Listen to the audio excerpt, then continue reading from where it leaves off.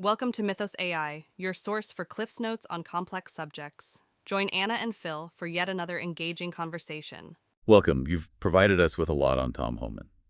His appointment as border czar has sparked quite a bit of discussion. To really get what all this means, I think we need to start with his background. Yeah, absolutely. Tom Homan is from West Carthage, New York. It's a small town and not exactly a place you'd think of when you think about immigration debates. It's a good reminder, though, that people in these powerful positions, they come from all sorts of places. Right. From there, he started a path that led him to be a, pretty important figure in immigration enforcement. He began with the New York Police Department, and then he joined the Immigration and Naturalization Service, the INS, in 1984. And that move really started his long career in immigration enforcement in the INS and later ICE. Immigration and Customs Enforcement, he moved up the ranks. Eventually, he became the Executive Associate Director of Enforcement and Removal Operations at ICE. And that job really solidified his focus on apprehending and deporting undocumented immigrants. A focus that, came to define his whole career. And it was in this role that he really became known for his efficiency and his commitment to stricter enforcement. Yes.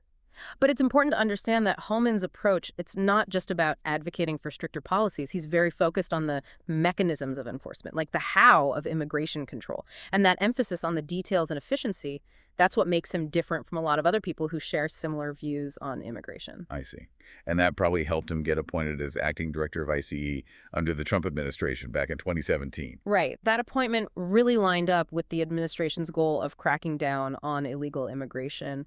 Homan's track record and his absolute commitment to enforcement made him a natural pick.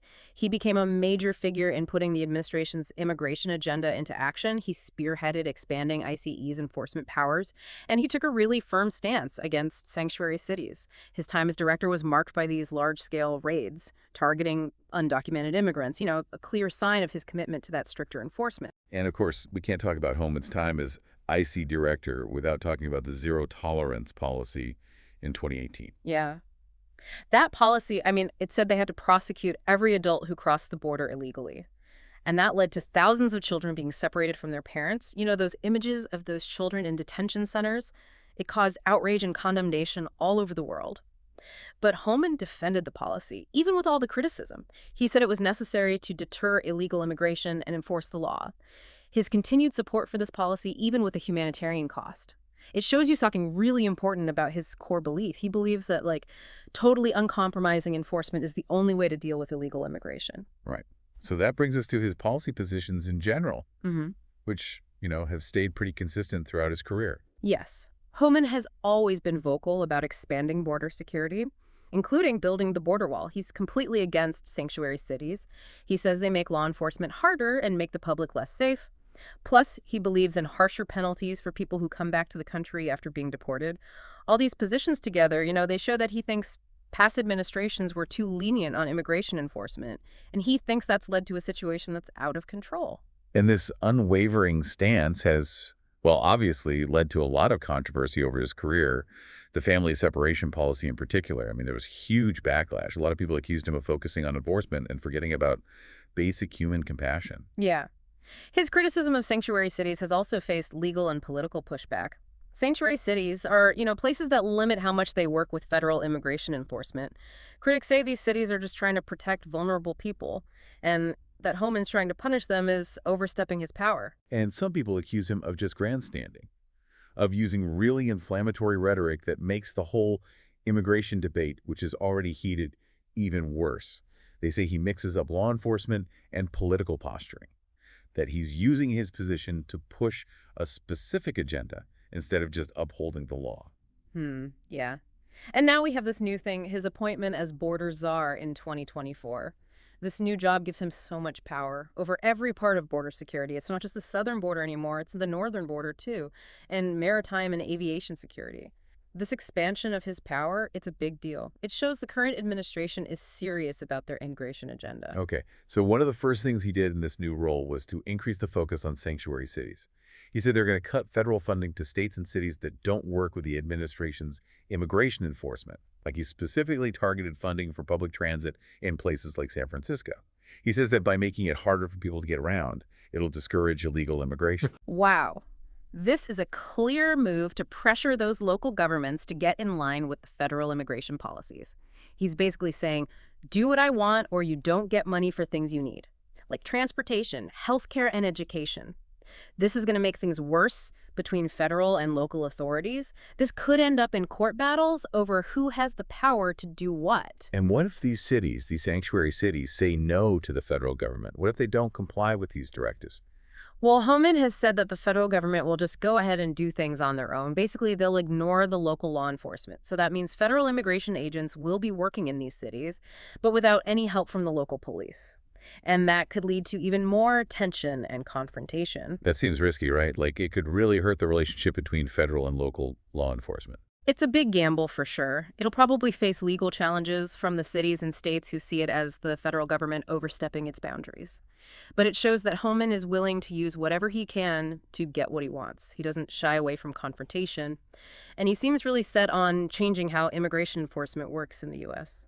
Okay, so beyond the sanctuary cities, there's his approach to family deportations.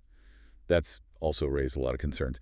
He said that they can deport families together even when the children in those families are U.S. citizens. Yeah. They're presenting this as a way to avoid, the whole family separation thing, which, as we talked about, caused a lot of public anger during the zero tolerance policy. But this approach, it brings up a lot of legal and ethical questions. What are some of the concerns with deporting families with U.S. citizen children? Well, deporting those kids with their undocumented parents. That could actually go against the kids' constitutional rights. You see, the 14th Amendment, it guarantees birthright citizenship.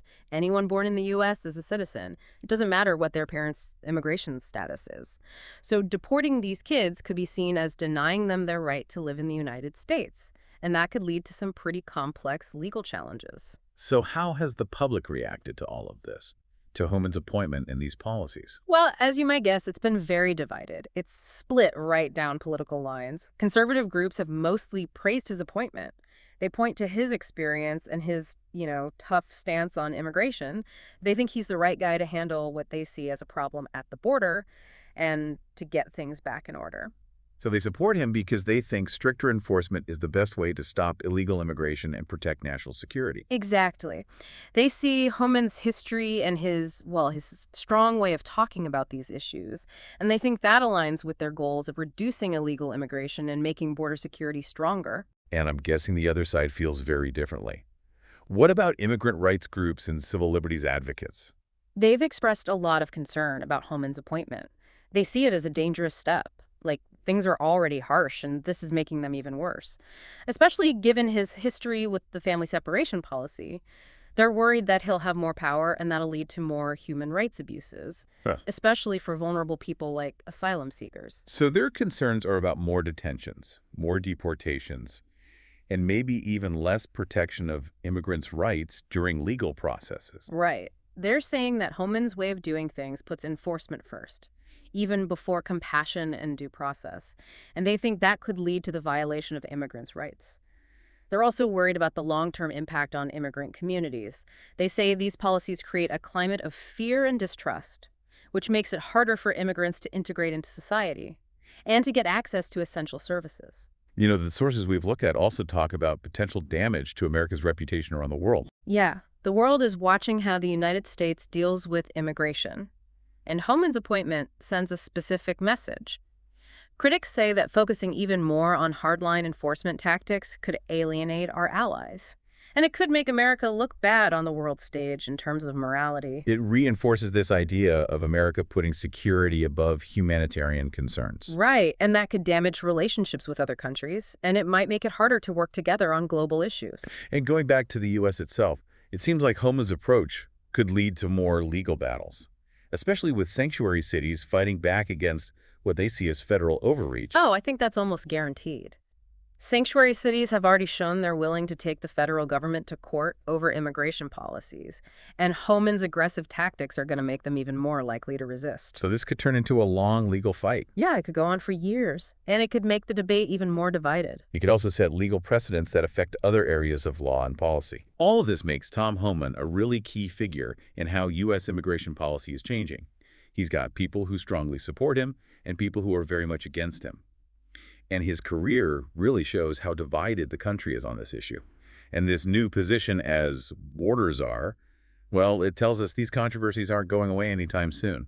It's true. He represents a very specific approach to immigration, one that puts strict enforcement above everything else. We don't know yet if that approach will actually work, if it will address all the complexities of immigration. Right. But one thing is for sure, his time in this role will be interesting, to say the least, Yep. and the effects will be felt for a long time.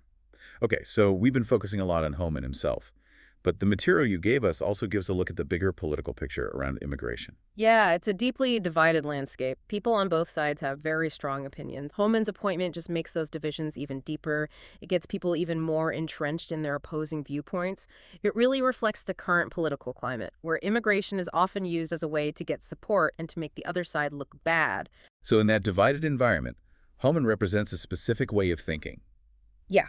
He sees immigration mostly through the lens of law and order. Right. He focuses on security and control, more than humanitarian concerns. He sees undocumented immigrants as a threat, a problem that needs to be solved through stricter enforcement and deterrence. And that perspective makes sense to some people. But it doesn't take into account the human side of migration, all the different reasons why people leave their homes and try to find a better life somewhere else. Yeah, and it ignores the contributions immigrants make to the economy, the diversity they bring to society, and their potential to become part of the fabric of the nation. And so it's very clear from the sources that this debate is far from over. Holmes' appointment has just raised the stakes. It's like we're starting a new chapter in U.S. immigration policy. Yeah, a chapter full of uncertainty, with the potential for good and bad outcomes. Will Homan's approach lead to a more secure border? Will it reduce illegal immigration? Or will it lead to more human rights abuses, to more alienation of immigrant communities, and to even deeper political divisions? I guess only time will tell. It seems like we're at this really important point in U.S. immigration policy.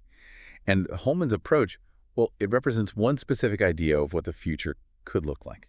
Yeah, definitely his appointment and the policies he's pushing for. They deserve a lot of careful thought and discussion. It's easy to get caught up in all the emotion around immigration. But we need to step back and look at the facts. We need to think about what might happen if we take different policy approaches. Holman's time as border czar gives us a chance to do that. It's almost like a real-time experiment, right? Yeah. We can see how this particular philosophy of enforcement actually works out on a national level. Exactly, and the implications, they go way beyond just border security. It gets to the core of what it means to be a nation built on immigration. How do we balance our need for security with our values of compassion and due process? How do we define our place in the world? Homan's approach challenges those basic ideas. It makes us face some uncomfortable truths, and it forces us to make some really tough choices. And we can't forget that this isn't just some abstract debate about policy. There are real people affected by this, families whose whole futures are uncertain. The decisions that get made in the next few months and years, they'll have a huge impact on those people and on the very fabric of American society. What's interesting is that Homan's appointment has become this central point for all these different issues. Yeah. It's about border security. But it also makes us think about the power balance between the federal government and the states, about the limits of what the president can do, and even about what it means to be a citizen and belong here. It's like a miniature version of the bigger problems facing the U.S. in the 21st century. So as we finish up this deep dive into Tom Homan and the complexities of immigration, what are the main things you think our listeners should keep in mind as this story keeps going? Well, the most important thing is to stay informed and to think critically about these issues.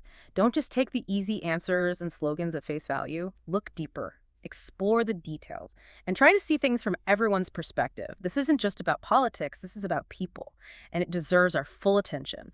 I think this deep dive has given everyone a starting point. Now, you understand Tom Homan's career, his policies, and the whole context of this immigration debate. But this is just the beginning. There's so much information out there. And it's up to each of us to keep learning, to question what we think we know, and to come to our own conclusions. The future of immigration policy in the U.S. is being decided right now. It's a future that will affect millions of lives. And it's up to all of us to be part of the conversation, to speak our minds, and to work towards solutions that represent our values and what we want for this country. Thanks for listening to Mythos AI. Stay tuned for more concise insights. And remember to hit the like button and subscribe for future episodes.